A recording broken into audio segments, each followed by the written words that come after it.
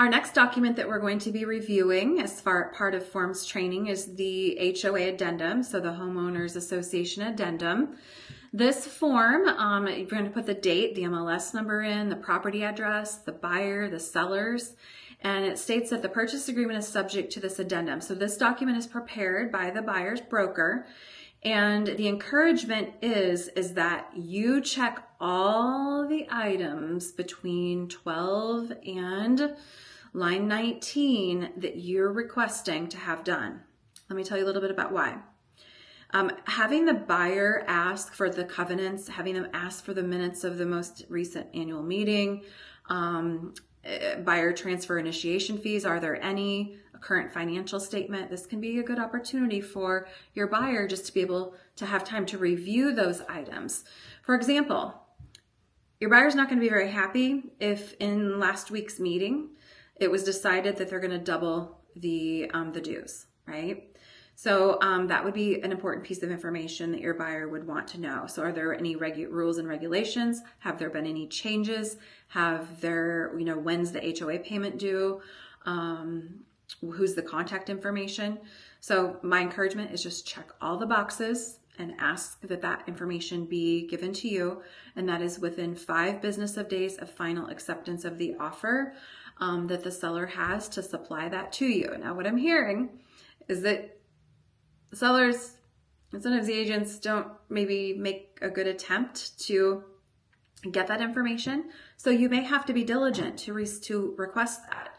And the opposite side of that is if you have a listing and it has an HOA, try to get a hold of this information ahead of time, or at least where you can go to access it when this time would come. So the next section are initials for the buyer. Now there are 4 spaces for initials here, and that confuses some people. I don't know, maybe the HOA addendum, we thought more buyers would want to sign this, but it's just in case there's 4 people on the buying the property. So that section there is only checked if the buyer is waiving all rights to examine any documents. I don't encourage that, but again, there could be a situation that is applicable.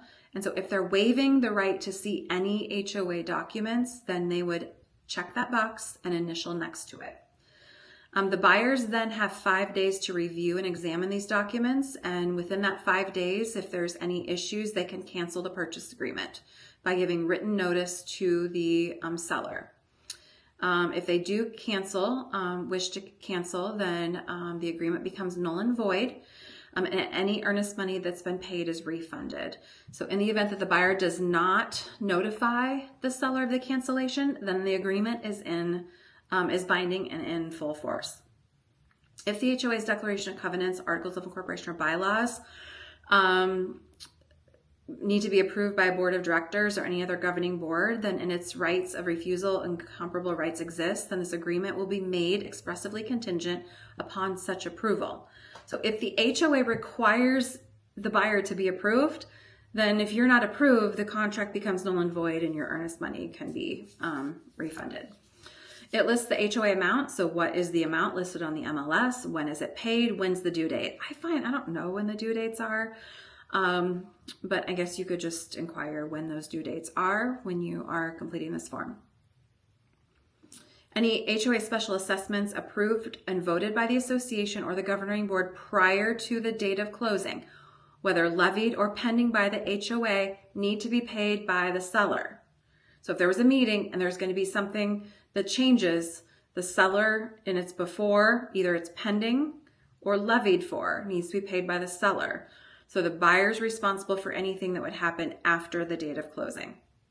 The seller warrants that they're current on the HOA dues, and then both parties will sign at the bottom of that form.